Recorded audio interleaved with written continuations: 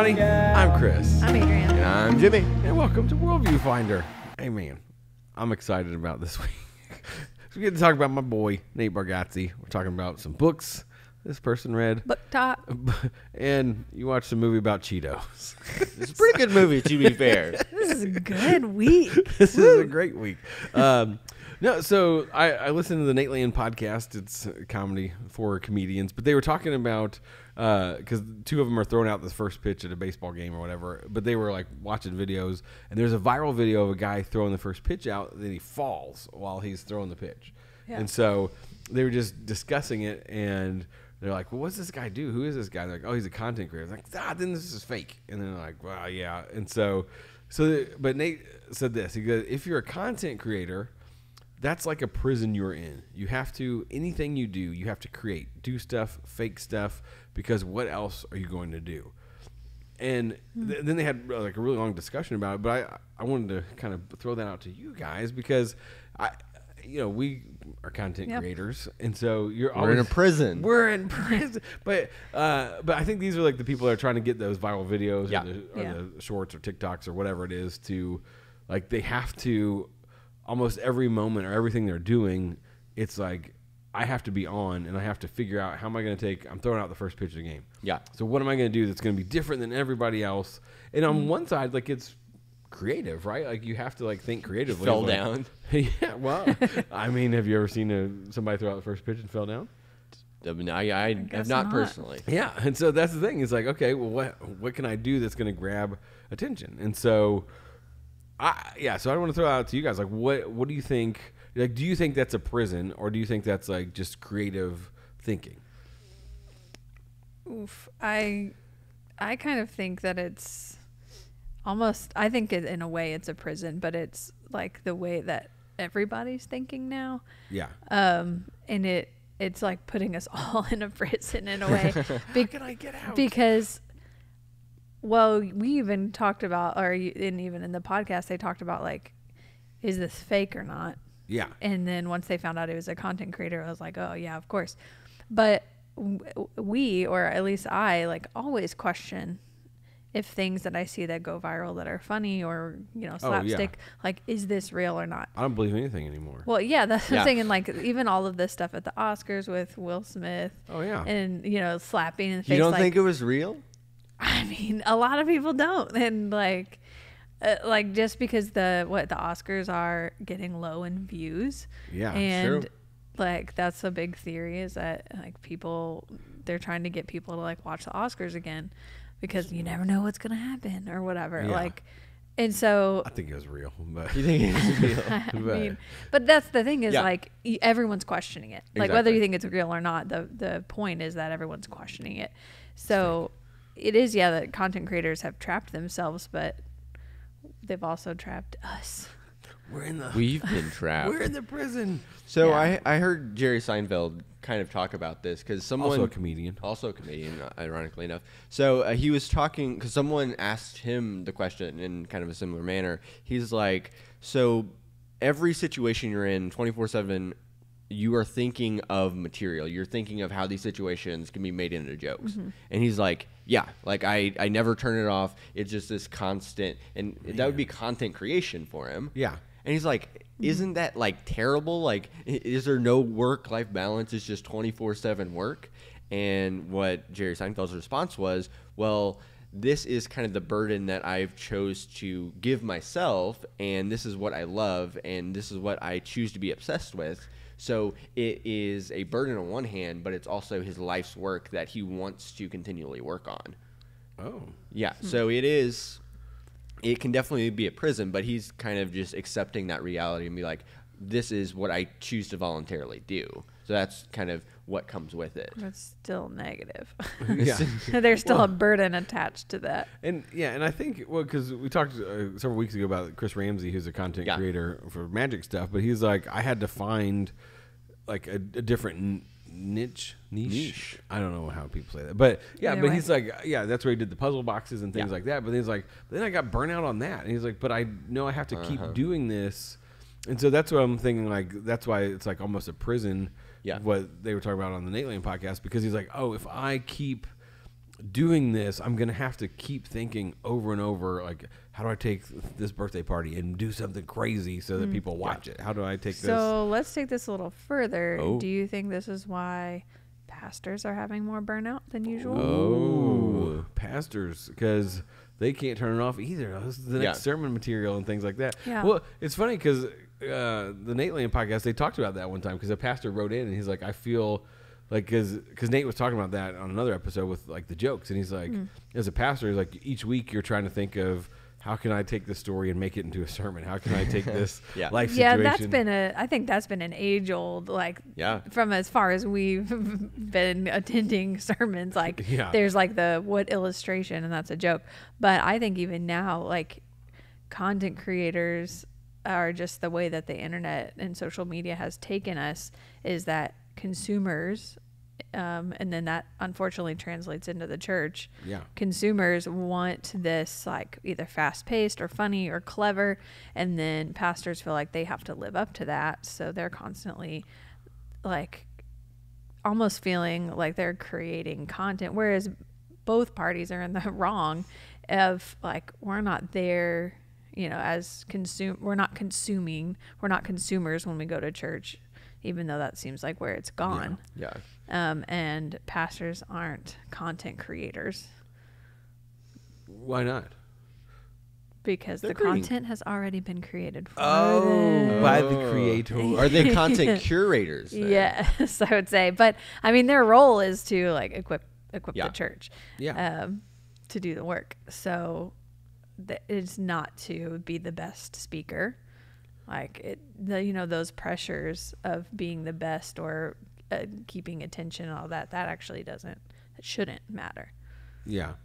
But on some hand, like, you want to take God's word and make it relevant to people's lives. And so, like, the thing that, like, when you see examples in your own life, you can take that and help people understand, like, oh, when you're at your job, look for this way. Here's how I did that this week. And so, so I think on one hand, I see what you're saying. Like, it's not to entertain. It's not to, and there has to be a healthy balance maintained, you know. Like, I'm going to go to the gas station and sit for 40 hours and see what happens. Like, you're not going to do that in a sermon. But and I think that because getting attention is the goal of so many people now, and doing crazy things to get you attention, I think that's also, here and there, I spend a lot of time on TikTok. And the thing that I've seen more and more on TikTok is people doing these outlandish things to just get attention on TikTok. And because they will, and they're so stupid, but there's a couple different variations of this. But people will live stream themselves. And there is there is a filter on TikTok that can make it look like you're crying and like you have makeup on your face. And what this one guy does is he has like quarters stacked up and he's trying to build this pyramid. And he's like, when you send a galaxy, I have to knock it over. When it send a galaxy is like sending a gift of a certain amount. Okay. Yeah. So, and it looks like he's crying and he's just yelling at the chat, don't send a galaxy, don't send a galaxy. Because he wants to put the last quarter on this pyramid. Yeah. And then he never actually does it, actually completes it. He waits till someone sends it and then he knocks it down. And then there were other people where for gifts they do this stupid stuff, like they'll just take water, they'll be like sitting, there was a guy just sitting in a bathtub just pouring water on his head, and for a certain gift he would like crack an egg on his head or put like chocolate syrup on himself. It's like, do you have not any self-respect at all? You're just sitting in your bathroom just putting this different stuff on you for like $1. Will send money.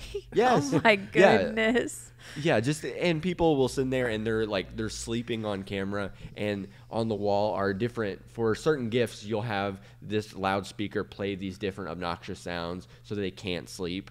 So people have done all these crazy dumb What does our ways. world come this is to? what we become. But yeah, that's what people are doing, just sitting there Dance and monkey. doing these terrible Yeah, things to themselves. But it's for money. Yeah, it's for money and attention. Yeah. Yeah, so it's like, I think If because you send $20 to this podcast, Chris Like, will how crack an can egg we on his head. monetize this? I so, like this. But I think because everyone's striving, so this one wasn't monetization, but talking about just doing crazy things to get attention. There was one girl that made a video of her going to Walmart and then opening an ice cream tub and licking the ice cream inside and putting it back. Oh, I think I heard Yeah, about so that. that like blew up, and then I think she actually got arrested for that. Yeah, because that's illegal. That's not good. Yeah, it was during the time of COVID. She gave everybody COVID. That's actually what started COVID right there. That one girl licking that ice cream. Not some bats. But yeah, so I girl. think when the only goal is to get as much attention as possible, that makes us do the most outlandish things.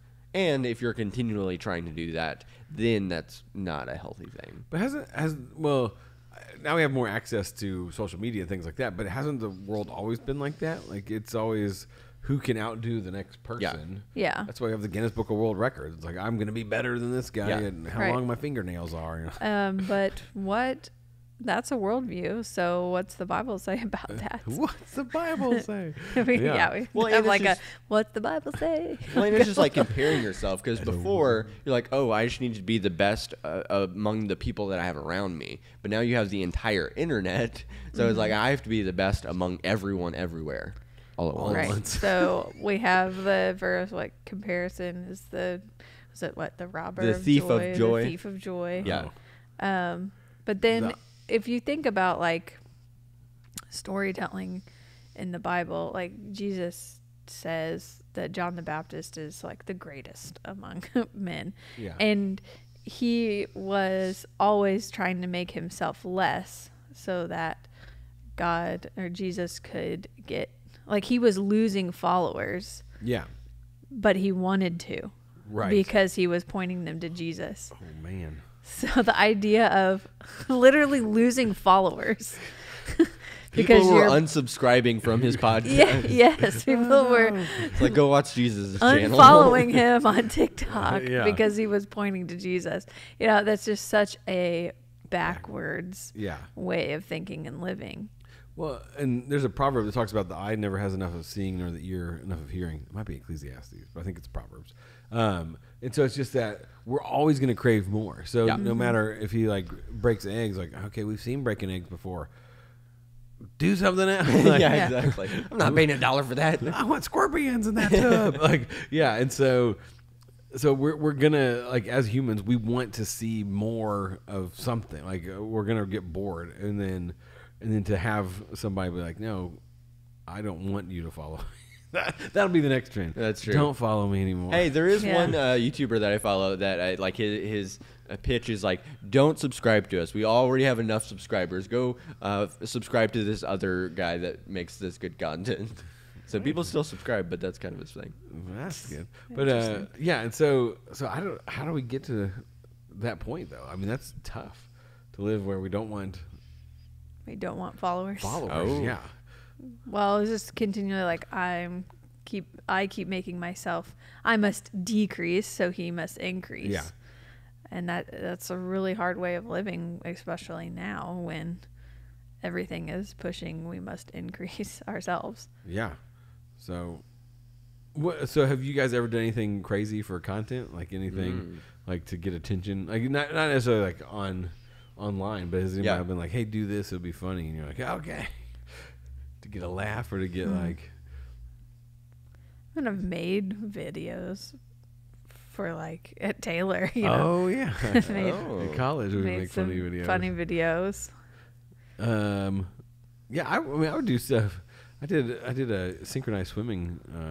You've done a lot of weird stuff for TV or whatever. I have. Yeah. It's all church videos too. Yeah. That's it. Like, well, for youth group stuff.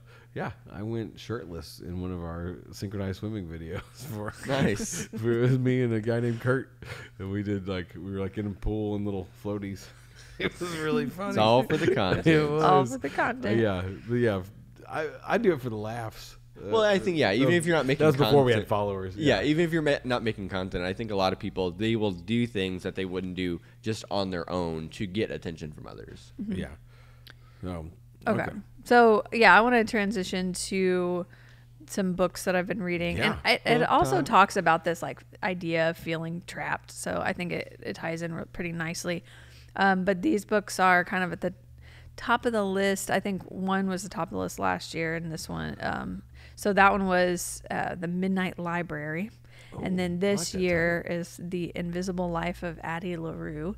So I usually actually stay away from like the top book talk lists. Really? But yeah, because I usually, I don't know, again, the worldview and stuff and these books I actually didn't like. But it's what they're saying about culture, which so I think is interesting.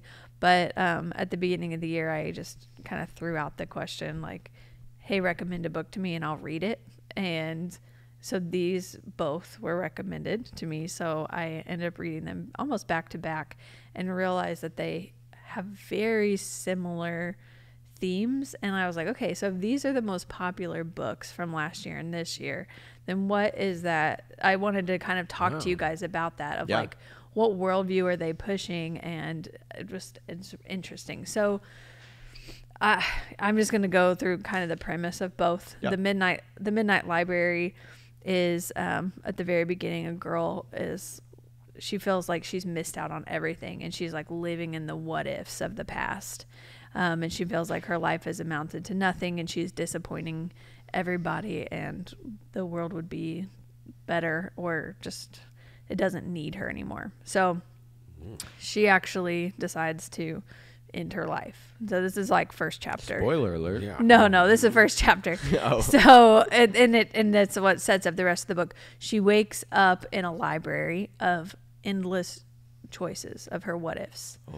So she has as long as she wants to figure out what book she wants to live the rest of her life in. So she is not going to be dead. She's going to like wake up in a new life of her choosing. So the whole book is her, like her big what ifs. Like, what if I didn't quit this band and I kept writing music? What if I had ended up dating this guy instead of like turning him down because I was scared? What if I had taken this job or whatever? And so she goes through that, and you can kind of, I thought it was very obvious from the beginning that she ends up choosing the life that she was in. Yeah, that's what I would have figured. Yeah. Like, cause like, what's the point of? Spoiler. Yeah, but it didn't seem like If that she was the stayed point. in the band, that would have been Right. That's what she did. That's what it didn't seem like. That was the regret point everything. of the book. Yeah. It was like you kind of knew, like, okay, I bet she's gonna end up choosing this life. Yeah. But how does she come to that conclusion? And that is about like, there's a lot of unintended consequences for choices or following out your path, like the butterfly effect, you know, like in some life says like she is living a perfect life, but she's estranged from her family. Where she has, or, you know, there's hot dogs always for these fingers. like kind of dog negatives. fingers. And so she realizes that the life she's living, what'd you say? He said she has hot dog fingers in one Yeah, life. because when you're saying this, so you guys haven't seen Everything Everywhere All at Once, but it's a similar plot where the character is going, and she actually gets to live for a short time of all these different scenarios of what her life could have been. Yeah, so that's kind of what I was gonna bring up as well. Is like there is that movie that came out, and then there's also another book that I tried checking out, and I put myself on the hold list in January, and it just now became available. That's why I hate the library. I don't have that kind of patience. It's called the Afternoon It's Library. it's the number one now, and it's called Tomorrow. If you've seen that, it's like the word tomorrow 3 times. Oh. But it's about these like video gamers, so it's like a gaming book, but they live unlimited lives. Like, and so it's this concept of like, what if I had unlimited lives, unlimited choices? What would I get? And so so Addie LaRue, The Invisible Life. Yeah. She is actually like in the 1600s, and she feels very trapped in this small town in France, and her parents are going to marry her off, and she hasn't had a chance to live her life. And so her greatest fear is that she's going to live and die in this same little town and like not be able to leave her mark on the world. So I really liked the concept of this, very poorly executed in my opinion, but she ends up making a deal with the devil, which I like books. Whoa! What? This just in. Adrian likes books. Where you make a deal with the devil. I do, because it is like, okay, this person has a serious worldview if you're going to be making a deal with the devil, you know, like, and so what like is most it going to music be artists out there? Illuminati confirmed. Because there is like, okay, then there is some concept of faith and like, what is the author's worldview if they have the devil in it that you can make a deal with? Yeah. Anyway, she basically gets to live Like forever. Deal or No Deal. and her deal is like until she doesn't want to live anymore. So she's trying to defeat death, like the devil, and because he's like, you're gonna realize how miserable life is and you're gonna give up pretty soon. But so she's kind of like playing devil's advocate to the devil. See what you did there. And trying to like defeat him. But the catch that he gives her is that no one remembers her. No one knows who she is. And so is this a movie? No. This is a book. Yeah, it's very recent, so there's not a movie. Yet. Yeah, probably That's Tomorrowland you're thinking of. I know. I feel like this is a movie plot, but keep going. So. Okay, so the people she meets along the way, like, it's not like she's actually invisible, but as soon as they go out of sight from her, they forget her. So they may go into the next room and then come back and be like, who are you and why are you in my house? Like, so she has to start over with everyone. So her kind of life goal is to become remembered. And then another guy ends up making it. So you follow another story in 2014 of a guy who makes a deal with the same devil that everyone loves him. And like, so then everyone kind of fawns over him and won't leave him alone. So they end up meeting, and it's like canceling each other out. He remembers her. Grass is always greener on the other side. But anyway, like, again, like I said, the book was poorly executed, but I just was thinking about like this idea of unlimited choices, unlimited chances, and like what lives do people end up picking, and it's usually the pretty normal ones. Yeah. And or like being happy with what they were given. But there's like this sense of like the character's always feeling very trapped. Yeah. Well, and I think, I mean, that kind of go back to what we talked about last week with the the Spider-Man Across the Spider-Verse, because that's what they feel like, trapped by their parents. They feel like trapped by their circumstances, or, oh, I can't meet my girlfriend who's in the other dimension or whatever. And so You hate when that happens. I know, it's a daily struggle, but it's that idea of like and I think because they're these teenage books or these teenagers, and so I think that's teenage life. Like, you feel like I could be doing more with my life. I could be seeing the world, and my parents are holding me back, or my school, or whatever, and we feel held back. But if you like actually got perspective, you're like, oh no, actually have it pretty good, and things are going well. Yeah, and I thought it was interesting from both authors' point of view, and I think even the concept of everything everywhere all at once is like they actually did end up choosing a more simple life, or the simple answer for Addie was like she just wanted to be remembered. She just wanted someone to like remember her name and have an impact on at least one person. Who? It is it is an interesting concept though, because I and I'm sure for teenagers and people in their 20s and stuff like that, they're trying to figure out what to do with the rest of their lives, and you only have one life to live, and it seemingly you have all of these endless possibilities of what you could do. So the question is, how do you actually choose what to do out of those unlimited options? Right. And I think in at least Everything Everywhere All at Once, I think we have certain options that we would choose because we think we know what we want. But then as they played those out, they got what they thought they wanted, and they're like, this isn't what I actually wanted. And then at the end of it, they realized that what really mattered was the friendship they gained along the way. The friendships we made along the way. But really, it was like... It's like the relationship. It was the relationship. Yeah. So it's like, I could have everything everywhere all at once, but really, I'd rather choose to be here with you, with the people that I care about and care about me. Yeah. Yeah, and that's exactly what both of the books are pushing, that idea as well. And so, I don't know, like, what is that a good worldview to have? Want to be... Like, actually, it's not the external success and achievements, it's the relationships in your life that matter. Yeah, I think that's a good... Because, and going back to what we talked about earlier, like, there's this pull in us to be famous and to have followers and viewers and like all that stuff and likes and galaxies or whatever you say. Like we want people to recognize us, but at the end of the day, like those people aren't the people that are going to be there when the camera's off. Like those aren't the people that are caring about us. Right. And so a lot of times we do these things for these outer good feelings, but in the end, it's like, no, I do want just a good friendship. I want good relationships and things like that. And so I think that's why Jesus did life in groups. He's like, hey, like you need to know one another in a way that like nobody else does because you're my children. So like it's that kind of concept of we were made to be in relationship with one another. I mean, that's why like one of the weird things, because like Adam, God created Adam, but then later he creates Eve because he didn't have a suitable partner. You're like, well, but he's got God, and that's all we need is the Lord. And it's like, no, but he needed companionship. And so there was something lacking in, I don't want to say lacking, but it was, he wasn't fully. Well, even God has relationship with the Trinity. The Trinity, yeah.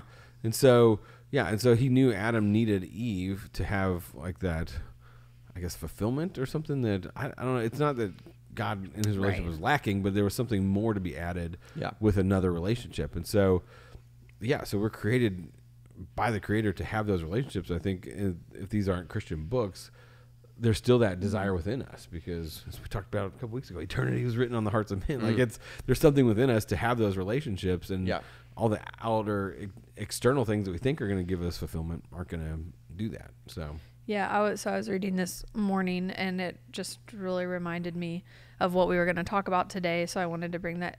It's 2 Corinthians 12, 9 through 10. In our weakness, Christ's power rests on us. It says, but he said to me, my grace is sufficient for you, for my power is made perfect in weakness. Therefore, I will boast all the more gladly about my weaknesses, so that Christ's power may rest on me. That is why, for Christ's sake, I delight in weaknesses, in insults, in hardships, in persecutions, in difficulties. For when I am weak, then I am strong. Ooh. I mean, that's very backwards thinking to. Yeah, I mean, that's around us. I mean, that's why I think isn't there a book called like The Upside Down Kingdom, and it's just because it seems like every biblical concept is backwards to what we want to actually think. Yeah, and it turns out we're in the upside down kingdom because God's kingdom is the right side up. What? We're in the upside down. Spoiler alert. Yeah. Spoiler alert. Yeah. So speaking of getting what you think you deserve. Perfect segue. Florida. Okay. Oh man, this lady calls 911. Says her neighbor's kid is drowning. Oh. So they like rush out there and in the process get T-boned. Like the cops, like, because, you know, you go through intersections when the light's red because you got the lights going. They think there's a drowning happening. They get T-boned. There's a bad wreck. Eventually they get to the house, and it turns out the neighbors don't have a pool. There's no body of water. What? There's a little water slide they have set up. And the lady was like, well, apparently she had complained to the neighbors about their kids making too much noise. And I guess they didn't do anything about it. And so she called 911, and her thing was like, oh, I thought I heard them say, she said, I heard kids yelling something about them about to die. And then she goes, my goodness. Like they asked her, did you see a child drowning? She goes, no. Am I in trouble? It's like, and she was. She got arrested for misusing 911. Well, and I mean, people wreck because like when you call and say a kid is dying, like they are gonna. That's really serious. Rush out there, and it's like, well, I thought I heard him say something about them about to die. You're like, there's not even. Just drowning on the little slide, the water slide. I'm glad and kids yell they're about to die all the time. That's true. This is constant. Having kids, I hear that every minute of the day. My son goes, help, but he does it in this like really traumatizing way that if you don't know what's going on. I do get concerned sometimes because around the corner we have some kids and I just hear kids screaming. I'm like, are they being killed right now? Yeah. Oh, man. I can't tell. It's Children, a mess. I know. Like, is that a happy scream? You're like yelling upstairs. Is that a happy scream or you're hurt? And you're like, we're having fun. You're like, okay. She hit me. Okay. Well, yeah. But help. He does that like in a pool or like if he thinks he's about to get in trouble. So if we're like out in public, he'll just start yelling like, it's fine. We're not kidnapping this child. Like, stop, child, please. You're making a scene. But yeah, so I just thought that was funny. She was like, oh, well, I mean, just there's this entitlement that we have of like, well, they're making noise, and so I'm going to call 911. That's what I do. And claim that they're drowning because that'll get them here. And then like, oh, am I in trouble? Yeah. That's not being a good neighbor. Right. Like a good neighbor. State Farm is there. So that's our sponsor this week. Hashtag not a sponsor. No sponsor. All right, Jimmy, real quick. We'll wrap up our time here with Flamin' Hot. So Flamin' Hot. Cheetos. Yeah. So if you guys didn't know, on multiple streaming platforms right now is the Flaming Hot movie, which is the story of the origins of the Flaming Hot Cheetos. What have we come to? Well, so actually, I like origin stories of things. It was a very entertaining story. So it wasn't like a documentary, like, okay, this is how it actually happened, but it follows the story of this guy who basically he was actually previously a gangster, and then he wanted to get his life together. He started working at Frito-Lay, and he was a janitor for a long time, and he heard he was watching a video from the CEO, and because Frito-Lay was going down at the time, he's like, I need everybody to think like a CEO. So what this guy did is, so he was Mexican, and with all the different kinds of chips out there, his family always liked it really spicy, so they would put different things on it to make it feel authentic to the food that they would normally eat. So what he did, he's like, well, I'm going to think like a CEO, and he got his friends and family together and basically made this recipe and took like the unflavored Cheetos and Doritos and stuff from the plant that he was working at, took them home, put his Cheeto dust on it, and he really liked it. And what happened was, because none of the higher-ups like in his plant would let him do anything with it, so he actually found the phone number and called the CEO himself and shipped him out this to try it, and that's actually what started the Flamin' Hot Cheetos. And the Flamin' Hot brand. Because everything's Flamin' Hot now. We had Flamin' Hot Doritos this week. So what was the worldview behind it, though? Like that. So a rags to riches story. Kind of like that, and I think there was a line towards the end. He's like, and just remember, there's no such thing as just a janitor, or no such thing as just a teacher, or just a whatever. Yeah. It's like just because you hold a certain position, that doesn't equate to your worth, and that doesn't equate to what you can accomplish. So even if you are a janitor, that doesn't mean you're just a janitor. You can still achieve great things, and you have greatness inside of you, so then you can still do good things. It reminds me of like the Widow's Mite, where it's like everybody's giving all this stuff, and then like the lady just gives like 2 pennies, and she's just like, she gave more than everybody. And so it's like she still had value and worth, even though she didn't have monetary. And so it's kind of like and I think we put ourselves in those shells sometimes, or those, like we're like, oh, I'm just this, so I can't contribute. And like, no, you have something within you that you can contribute back, and that's cool. So content wise, was it? I know you have to be the judge of that stuff. That's true. I can't remember. I'm pretty sure it was probably PG-13. So they say probably a couple minor cuss words, but nothing any. Just minor ones. Just minor cuss words. Major cusses. It was funny. So I watched George Lopez back in the day, and it reminded me of George Lopez in a lot of different ways. It was very funny. So it's funny. It's very engaging and funny. Because it's not a documentary, right? No, so not a documentary. Actual actors and stuff like that. So. Yeah, so they do a really good job of bringing humor and then just having kind of this roller coaster of emotion. Okay, nice. Sounds good. All right, check it out. Well. What? No, because he said check it out. I'm like, I don't know, we can't recommend that. Oh yeah, that's true. But if it's good, so yeah, we don't recommend things on the show. We don't recommend, but we can. So is there anything you guys are looking forward to coming out soon, or? The new Spider-Man movie is going to be next year. Got to wait a year until the sequel, the last one. The new what's the new Mission Impossible? I'm really excited about that. Man, I love those movies. So me too. Anything else? Nope. Nothing at all. That's all. Yeah, I don't think so. Well, we'll figure it out. Lamos. Send us a message on Instagram, worldview.finder, or comment on our YouTube channel. Yeah. Or send a letter to Chris's house. Consume to talk about the worldview. Yeah. Hey, thanks for listening or watching. I'm Chris. I'm Adrian. And I'm Jimmy. We'll see you next time.